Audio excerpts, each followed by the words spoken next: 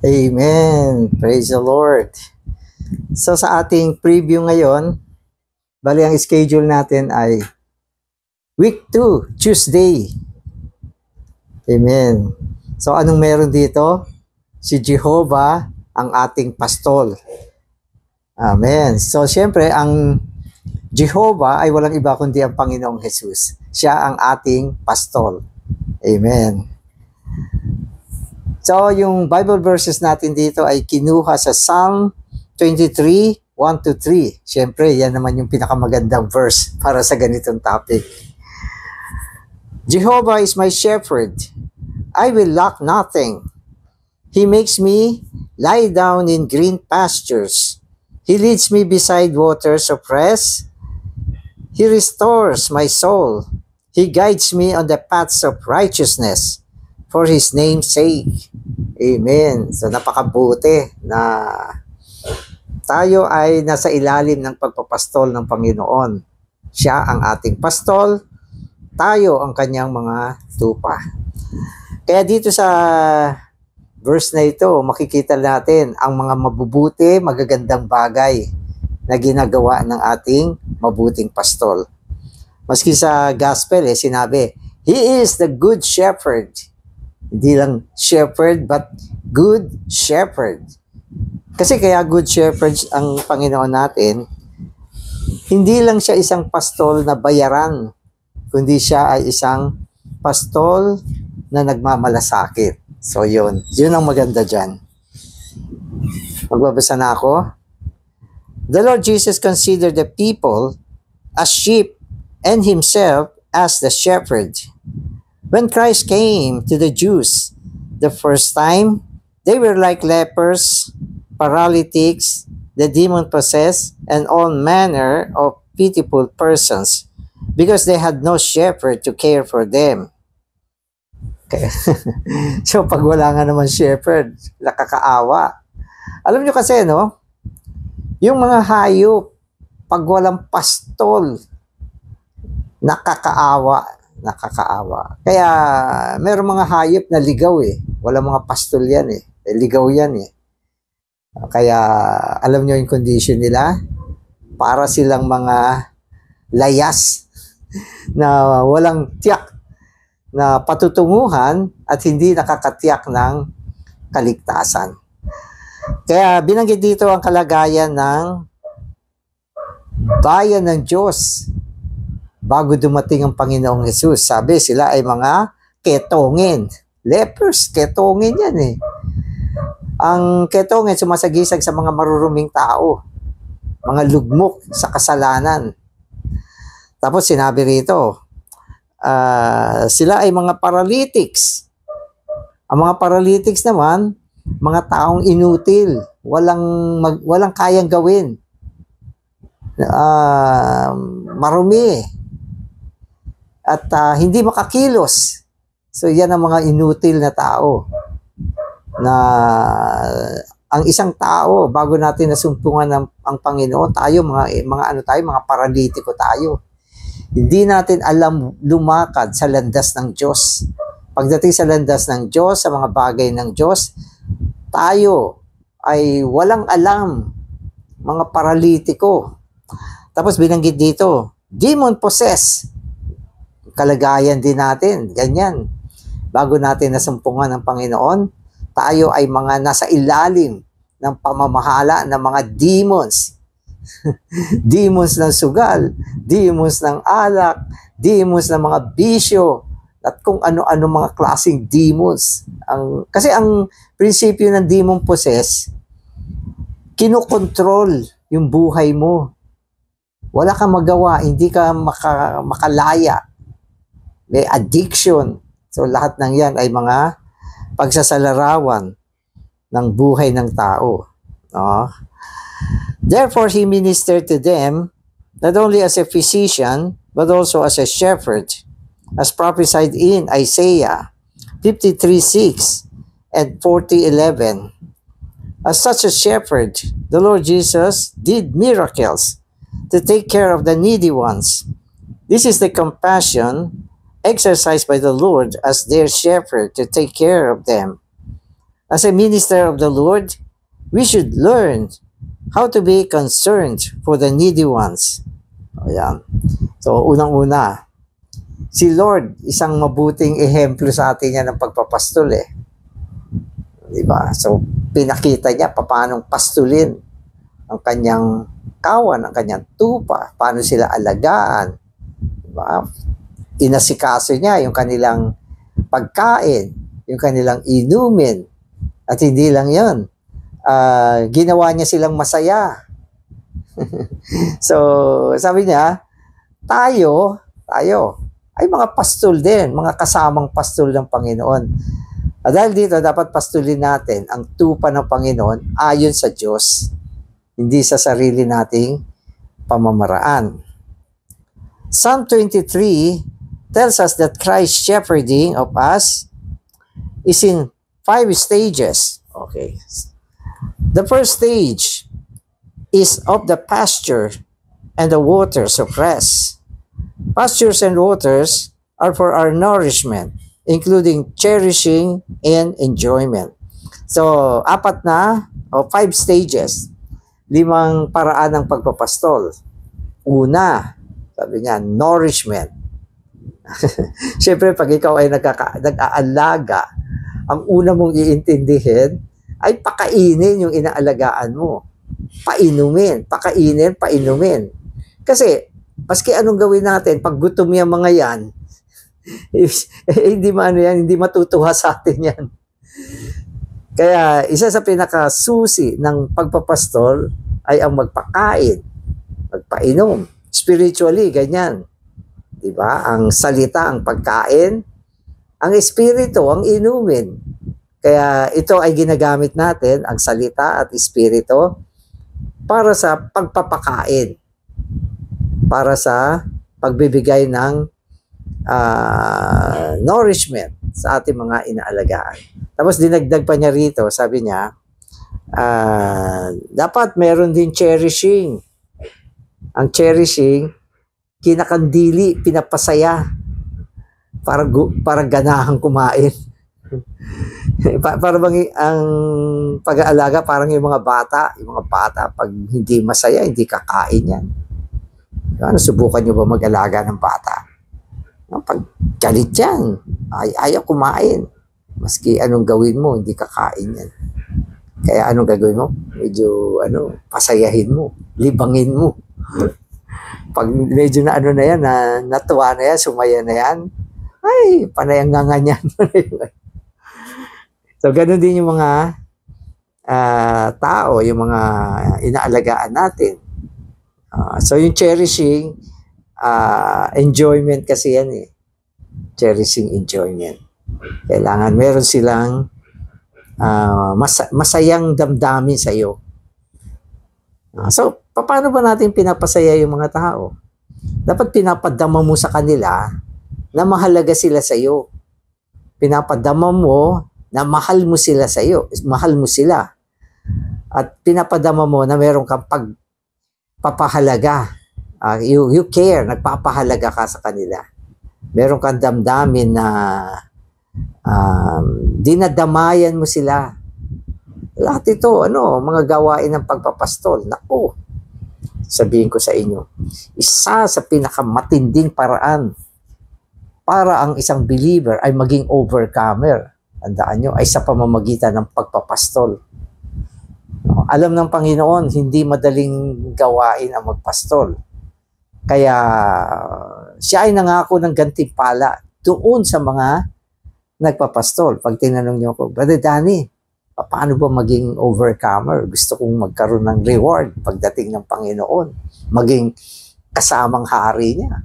At pagdating ng Panginoon, ayokong magalit siya sa akin. Pastulin mo ang tupa niya. May verse na ganyan. Sabi niya, sino ba yung tapat na alipin na sa pagdating ng Panginoon, dadatnan niya? Tapos sinabi diyan ng Panginoon mismo, yun ay ang mga nagpapakain. Papakain. Sa panahon ng pangangailangan. Ang pagpapakain kasi, di ba? May oras yan eh. Pag busog, hindi mo na papakainin. Pero pag gutom, papakainin mo. Kaya, nawa, ibangon tayo ng Panginoon para maging pastol. Ang pinakamainam na paglilingkod sa Panginoon, para sa akin, isa sa pinakamataas at pinakamainam na paglilingkod sa Panginoon ay ang pagpapastol. Sinabi rin niya ni Paul sa mga elders, I think sa Acts 20, sabi niya, pastulin ninyo, sabi niya doon sa mga elders, ang kawan ng Diyos na binili niya ng kanyang sariling dugo. Ibig sabihin, yung kawan, hindi yan, basta-basta. Yan ay mahalaga sa Panginoon. Binili niya yan ng kanyang mahal na dugo. Kailangan niya ng mga taong mag-aalaga, magpapastol sa kanyang kawan. Kaya, binigay niya yung charge na pastulin ninyo ang kawan ng Diyos. Kaya dapat tayo pastol din. Amen. Second stage. So yung second stage, pangalawang stage ng pagpapastol. Sabi niya, the second stage is the stage of the paths of righteousness. The paths of righteousness indicates our walk. After we enjoy Christ, are filled up with Christ, and are nourished by Christ, we walk on the paths of righteousness. Amen. So, walk. Ang walk, pamumuhay. Gusto ng Panginoon, pagkatapos niya tayong pakainin, gusto niyang dalhin tayo sa isang paglakad o pamumuhay na tinatawag na righteousness. Matuwid na pamumuhay. Ang Diyos natin, nalulugod siya sa mga pamumuhay na matuwid. Ayaw niya yung mga likong pamumuhay. Matuwid, ibig sabihin ng matuwid na pamumuhay, righteous, makatwiran. Dapat mamuhay ka ng makatwiran. Ang ibig sabihin, pag makatwiran ka, walang taong laban sa'yo. Wala kang taong niloko. Halimbawa, isa sa halimbawa ng hindi makatwiran, yung nangungutang tapos hindi nagbabayad, liko. Inutang mo, ginamit mo yung pera niya, tapos ngayon ayaw mong bayaran. Sisingilin mo, galit pa. So, anong klase yan? Yan ba ay maka-Diyos? Mag-isip tayo. Kung minsan nga, kung nagkautang tayo, dumating ang panahon, talagang hindi mo mabayaran, uunahan mo na siya, kapatid. Maawa ka. Huwag mo na muna akong singilin. Talagang, sabihin mo naman. At mag-set ka talaga ng tama na maibalik natin yan. Yan ay katwiran. Di ba? Kung ang isang tao, di ba? Normally, naglalakad ka, natapakan mo yung paa niya. Ano ba? Kinakalat mo kasi yung paa mo dyan. Hindi ganun ang tao. Dapat, I'm sorry, ba? So, kaya yung mga tao makatwiran, marunong mag-sorry. Alam niya yung kanyang mga pagkukulang, pagkakamali. Although, hindi naman tayo perfect. Pero, kailangan mabuhay tayo sa isang pamumuhay na may katwiran. Kaya, hindi lang ito paghahayag ng mga mabubuting virtue, kundi ito ay isang pamumuhay sa loob ng Espiritu. Yan ang makatwirang pamumuhay. Ang Diyos natin, dinadala tayo dyan. Bago tayo naligtas, wala tayong katwiran. Minsan tayo nang mali. Tayo pang matapang, nakikipagtalo sa tao, hindi marunong magparaya. Diba? Ang isang tao makatwiran, minsan hindi mo na hinahabol yung rights mo eh. Sige, mapagbigay. Mapagbigay. Sabi ng Panginoon, mas bless yung mga taong nagbibigay, nagpapaubaya, kesa nakikipag-agawan. Huwag tayo makipag-agawan. Kasi kanina, lumabas ako. Merong naghahanap ako ng parking. Meron akong islat na nakita. Ay, isa po, ito na. Bigla meron at bilisan dumadating. Inasinta niya ang lapit na ako, inasinta niya. Pinagbigyan ko. Tiyuk, pasok siya. Miniseli ako. Ba't ganun? Ganyan. Okay lang yan. Kaya pagbigay na. Pag-ikot ko, may umalis naman doon sa tapat mismo ng pupuntahan ko. O, ito nakapark ako ng mas malapit. Si Lord, di ba? Mas blessed ka kung ano ka. Bakit ka pagkikipag-away? Parking lang yan. Walang ano yan. Kasi bisa inisip natin, yung katwiran, dapat tayo yung may katwiran. I-ano natin yun, isunggaban natin yun. Hindi naman lahat ng panahon ganyan. Hindi naman lahat ng panahon. Dapat ginagabayan ka ng Espiritu. Amen. Okay, third.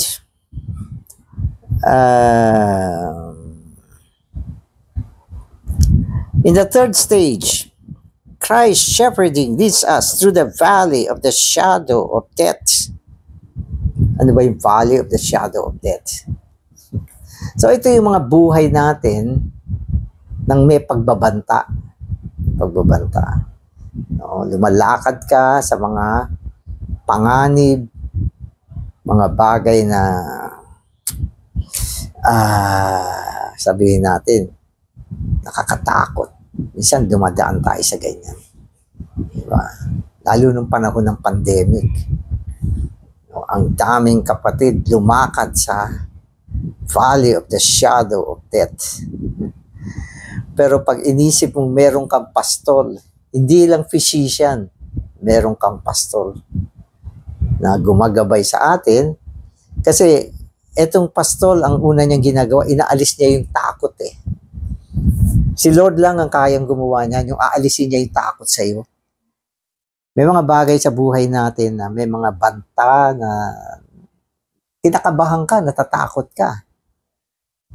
No, kaya ang Panginoon, pastol natin, pag bumaling ka sa Kanya, madadama mo, naaalis yung takot. Hindi naman dahil tumatapang tayo. Kaya lang, inaalis niya yung una, yung takot. At nadadama mo, aakayin ka niya para tawirin mo ng maayos yung mga panganib sa buhay natin.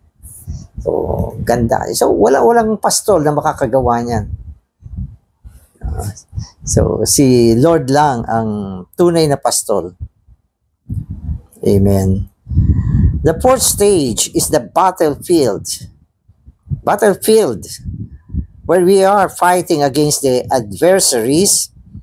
At the battlefield, a table, a feast is spread for us.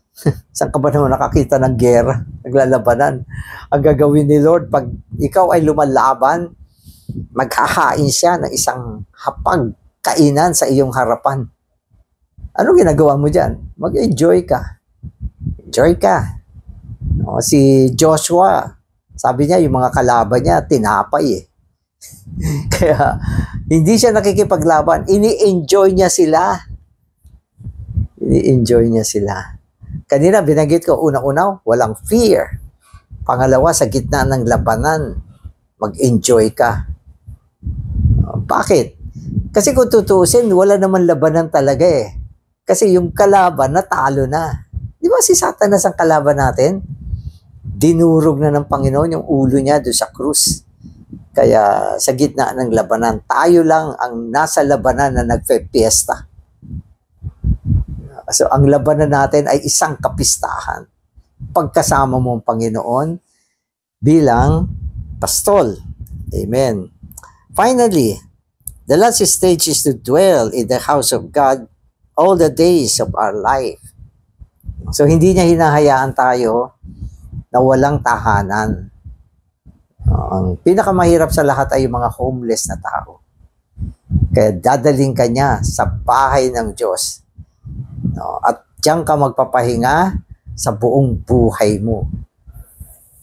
Amen. So ano ang bahay ng Diyos? Ano ang bahay ng Diyos? Ang church. Sabi ng Biblia, ang church, Ang eklesiya ay ang bahay ng buhay na Diyos. At diyan ka niya dadalin upang diyan ka magpahinga, magtamasa, makasumpong ng tunay na pamilya sa buong buhay mo. Kaya yun yung last stage ng ating shepherding. Amen. Okay, magpapatuloy ako. The resurrected Christ shepherds us first in the initial stage. Because He is our shepherd, we will lack nothing. Right after we were saved, we entered into the first stage of enjoyment. In John 21, the Lord Jesus asked Peter if he loved him. When Peter said that he did love the Lord charged him to feed his lambs. We need to be like nourishing mothers to cherish and feed the little ones under our care. Amen. So, ang unang stage ng shepherding, sabi rito, ay dadaling ka ng Panginoon sa isang sitwasyon na wala kang kakulangan. Ganda, hindi ba? So, sabi diyan, pag nag-shepherd ang Panginoon, ang magiging kalagayan mo, wala kang kulang. Wala kang kulang. Naranasan nyo ba yan? At ito ay ang unang karanasan ng isang bagong silang na believer. Ang isang bagong silang na believer, ang kanya magiging pastol ay direkta ang Panginoon. Mararamdaman mo, mararanasan mo ang isang sitwasyon na wala kang kakulangan. So yan ang epekto ng pagpapastol ng Panginoon. Kalaunan, papastulin ka naman yan ng indirect. Ito naman yung pagpapastol ni Pedro. Kasi tinanong ng Panginoon si Pedro kung mahal mo ako 3 beses. 3 beses din siya sumagot. Yes, Lord. Ano sabi ng Panginoon? Pastulin mo ang aking mga kordero. Ang ibig sabihin, ito naman yung pagpapastol ng Panginoon sa pamamagitan ng mga kapatiran. Magtataka ka minsan bakit may mga kapatid na nagpapastol sa atin? Hindi naman tayo kumuha ng pastol na para alagaan tayo. Pero may mga kapatid, hindi naman yan humihingi sa'yo na maski na binibisita ka sa bahay. Dinadalang ka ng spiritual na pagkain. Pinapasaya ka. Kung may problema ka, binibisita ka, nananalangin sila para sa'yo. At kung minsan, may mga kapatid na nag-take care sa atin sa pamamagitan ng mga material offering. Hindi mo kilala. Pero ito ginagawa ng Panginoon sa pamamagitan ng mga kapatid na nagpapastol. So isa sa paraan ng ating pagpapastol, yung pagtulong natin maging sa mga pangmaterial na bagay sa mga kapatid. Sa panahon ng kalamidad, sa panahon ng emergency, sa panahon ng pangangailangan, nagbibigay tayo sa kanila. Yan ay isang malaking bagay ng pagpapastol. Kaya ang pagpapastol, una, ginagawa mo dahil mahal mo ang Panginoon. Kaya sabi ng Panginoon kay Pedro, mahal mo ba ako? Yes, kung mahal mo ako, pastulin mo ang aking kordero. Kaya ang isang proof ng pag-ibig sa Panginoon ay ang pagpapastol sa mga kapatid. He also leads us to waters of rest. The green pastures are Christ. The Spirit is the restful waters. When we go to take care of the new ones, we must not only feed them with Christ, but also help them to drink of the Spirit. We must help them to call on the name of the Lord and to pray. This is to help them to drink the Spirit by exercising their spirit. Dalawang bagay ang binanggit dito. Dalhin mo sila sa pastulan. Kasi ang Kawan ng Diyos, inihalin tulad sa isang kawan ng tupa. So, mga believers ay katulad sa kawan ng tupa. Sa mo dinadala ang tupa? Sa pastulan. Maraming damo. Green land. Kaya doon sa mga lugar na maraming mga malalawak na lugar, berding-berde, maraming damo, diyan maganda mag-alaga ng mga tupa. Kaya yung mga lugar na katulad ng Australia, New Zealand, ang lalawak ng mga diyan, ng mga pastulan, green na green. Sabi nila, sa New Zealand, mas marami daw yung tupa kaysa sa tao. So, doon dinadala. At syempre, hindi lang sila kumakain, umiinom pa din sila. At ang mga tupa, ang gusto nilang inumin, yung malinis na tubig. Yung mga nasa batis. Kaya pagkatapos sa pastulan, dinadala sila nung pastol doon sa batisan para uminom. Sa spiritual na pakahulugan, ang ating pastulan ay si Kristo, na siyang kinakain natin, tinatamasa natin sa pamamagitan ng salita. Kaya ang mga nagpapastol, meron kang salita. Ibig sabihin, meron kang damo. Pag nagbisita ka, may dala ka para pakainin ang mga tupa, ang mga kordero. Ang kordero, yung mga young na tupa. Kailangan yan ng pagkain. Kaya sineserve natin yung salita sa kanila. At tinuturuan natin silang uminom. Kaya sabi dito, ang pag-inom naman ay ang pagtawag sa pangalan ng Panginoon upang mainom nila ang Espiritu.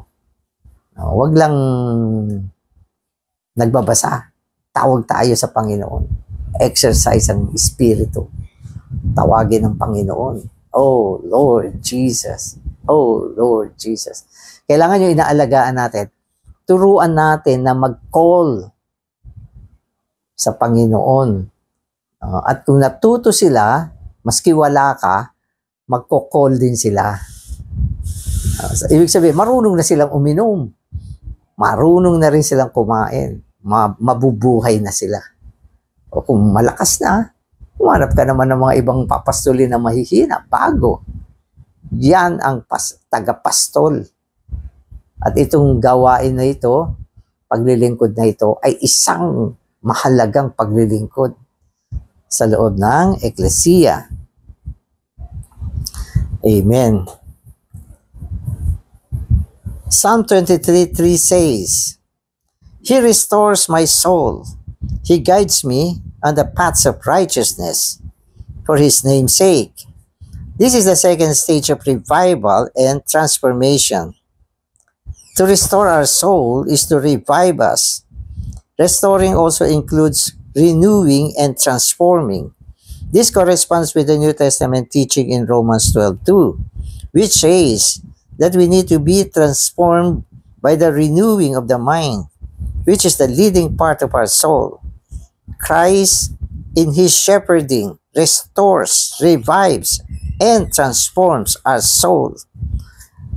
Amen. So yung isa sa mga sa gawain ng pagpapastol ng Panginoon, sinasabi dito, ay nire-restore niya yung ating kaluluwa. From the word restore, ibig sabihin, nino-normalize, binabalik sa tamang kondisyon, sa normal na kondisyon. Nire-restore. Kasi, minsan yung ating kaluluwa, nagiging paling, wala sa tamang adjustment, wala sa kondisyon, wala sa tamang hulog. Diba? Ang kaluluwa natin binubuo ng kaisipan, damdamin, at kaluluwa. Natatabingi ang kaluluwa ng tao. Kaya kailangan ito ay i-restore, i-revive. Minsan, naaapektuhan ng kanilang emotion. Nagiging malungkot ang kanilang buhay. Minsan naaapektuhan sila ng problema. Nagiging magulo ang kanilang kaisipan. Minsan nawawala sa direksyon yung buhay nila. Yung mga pagpapasya nila, hindi maganda. Kaya ang isang tao, nangangailangan ng restoration ng kanyang kaluluwa. Ang kanyang kaisipan, kaya niyang ilagak sa espiritu. Ang kanyang kaisipan ay laging napapabago ng espiritu. Ang kanyang kaisipan ay nakatuon sa Diyos. Yan ay ang tamang kaisipan. Ang kanyang emosyon, damdamin, dapat isang emosyon na nagmamahal sa Panginoon. No, minsan ang kanyang emosyon na ibabaling sa maraming bagay. Nawawala yung kanyang pag-ibig sa Diyos. Kaya kailangan ma-restore yan. Yung eklesiya sa Efeso, pinagalitan ng Panginoon. Meron akong isang bagay na laban sa inyo. Iniwan nyo yung inyong unang pag-ibig. Kaya posible na nangyayari sa mga believers na nawawala yung kanilang unang pag-ibig sa Panginoon. Sila ay naaaliw, na huhumaling sa mga bagay na hindi ang Panginoon. Kaya kailangan nila ng pagpapastol. No? At yung iba naman, tumatahak sa landas na liko. Kailangan nila ng pagpapastol. Kaya ang isang pinapastol ng Panginoon natin ay ang ating kaluluwa. Kaya binanggit din sa Bible, siya ang pastol ng ating kaluluwa. Kaya kailangan natin siya. Humingi tayo ng tulong sa Kanya. Panginoon, pastulin mo ang aking kaluluwa na naging liko at wala sa tamang normal na kalagayan. I-revive mo ko. Kaya sinasabi rito, ang pagpapastol ay kasama ang gawain ng transformation at saka renewing. Ang Biblia, ang nire-renew niya, ang pinapabago niya ay ang kaisipan ng tao. Katulad ng sinasabi sa Romans 12, sinasabi dyan na tayo ay matransforma sa pamamagitan ng pagbabago ng ating kaisipan. Ano ba yung pagbabago ng ating kaisipan? Ito ay tumutukoy sa espiritu na dapat umabot sa ating kaisipan. Ang pagbabago ng kaisipan, hindi naman yan tumutukoy sa papaguhin ko na isip ko. Magbabago na ako ng isip. Para bang sinasabi mo, magbabago ka ng pagpapasya. Hindi yan ang pagbabago ng kaisipan. Ang kaisipan natin kasi, madali itong malamanan ng maraming bagay. Napupulyot siya ng mga kaisipan na nanggagaling kay Satanas. Kaya yung kaisipan ng tao, napaka-critical yan eh. Yan yung ina-atake ni Satanas. Kung minsan nilalagyan niya tayo ng mga kaisipan na hindi maganda tungkol sa ating mga kapatid. Kaya ang kaisipan natin, ang paraan para mapabago siya, malinisan siya, ay ang espiritu dapat umabot sa ating kaisipan. At ito ay mangyayari sa pamamagitan ng paglalaga ng ating kaisipan sa espiritu. So, paano mo malalaman na ang kaisipan mo ay nasa normal na kalagayan? Dapat meron itong kapayapaan at buhay. Kaya sinasabi, ang kaisipang nakalagak sa espiritu ay buhay at kapayapaan. Buhay at kapayapaan. So, yun yung sinasabi.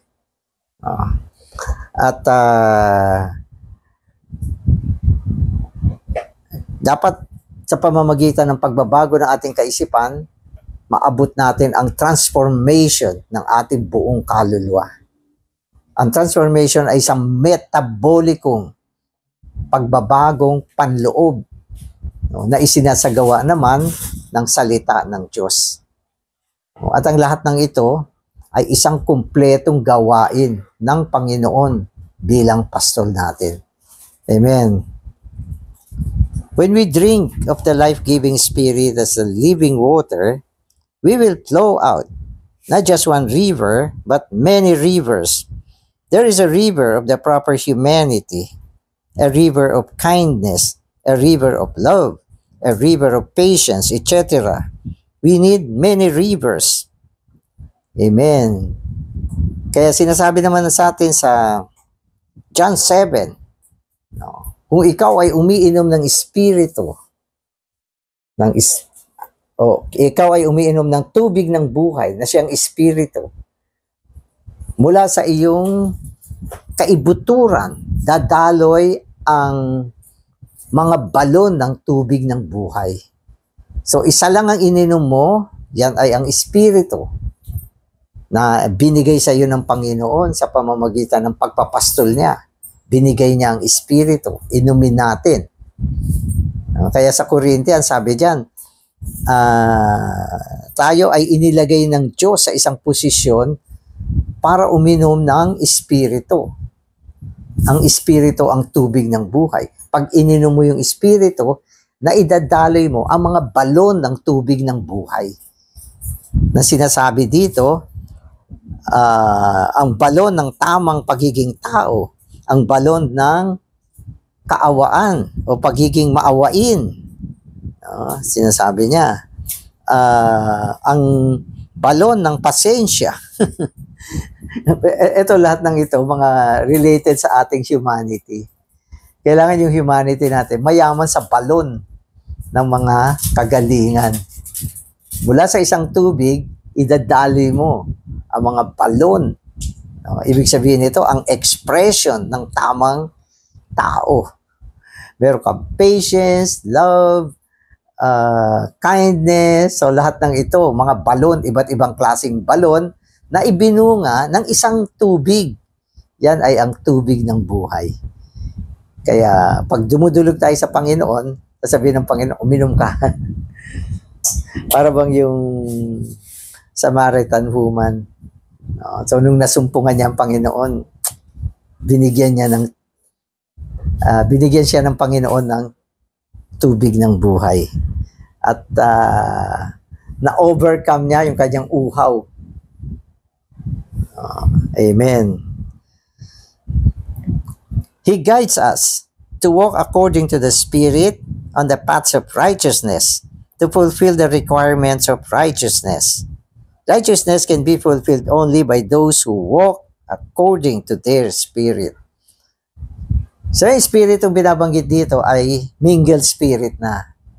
Pag sinabi ng lumakad ka sa espiritu, yan yung espiritong pinaghalo.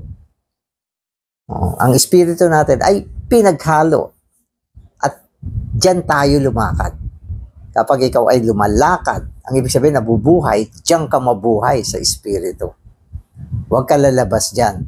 Kasi ang daan ng katwiran ay sa pamamagitan ng pinaghalong espiritu. Yan yung binigay ng Panginoon, binuo niya sa loob natin upang mula dyan makalakad tayo sa isang pamumuhay na makatwiran sa mata ng Diyos. Sa labas niyan, walang katwiran. We have three parts: body, soul, and spirit. We should not do anything to our body because it is full of lust. So, hindi ka pwedeng gumawa sa katawan lang. Siyempre, ginagamit natin yung katawan. Pero dapat ang source ng ating paggawa ay ang espiritu, hindi katawan. Kasi ang katawan ay punong-puno, mayaman yan sa pita ng laman. We should not do things according to our soul because it is full of opinions. Ang soul, puno ng opinions. Gagamitin mo rin yung soul mo, kaisipan mo, damdamin mo, pagpapasya mo. Pero dapat, yung panggagalingan niya, hindi soul, hindi kaluluwa. Kasi pag kaluluwa ang pinanggalingan ng paggawa natin o paggamit natin ng ating kaisipan, damdamin, pagpapasya, ano mangyayari? Puro opinion. At ang opinion galing sa kaluluwa. Hindi katanggap-tanggap sa Diyos. Amen. So instead, we should do things according to the Spirit. When we walk according to the Spirit, we fulfill the righteous requirements of the law. Amen. Kaya ang tamang sangkap na ginagamit natin upang maisagawa natin ang patuwid na kahilingan ng kautusan ay ang Espiritu. Tangi lang ang Espiritu, no? Ang gawa sa loob ng Espiritu ang maituturing na righteous sa mata ng Diyos. At lahat ng ito, gawain ng ating pastol. Diyan na tayo inaalagaan sa mga bahagi na to. Salamat sa Panginoon, meron tayong pastol. Amen, Lord Jesus. Salamat, Panginoon. Ikaw ang pastol ng aming buhay. Dumating ka upang kami ay alagaan, pastulin, ayon sa iyong pamamaraan. Salamat, Panginoon, bilang aming pastol. Sinagot mo na lahat ng aming mga pangangailangan. Ikaw din ang isa na gumagawa sa mga kapatid upang maisugo mo ang mga kapatid para pastulin kami. Salamat sa mutual na pagpapastol sa loob ng eklesiya. Salamat, Panginoon, tinuturuan mo kami sa maraming aspekto ng pag-aalaga sa mga kapatid bilang pastol. Bilang iyong mga alipin, ginawa mo kami mga pastol. Panginoon, palagi mo ring pastulin ang aming kaluluwa, aming mga kaisipan, damdamin at pagpapasya upang kami maging mga tamang tao na lumalakad sa loob ng katwiran at kabanalan sa pamamagitan ng Espiritu. Amen. Amen.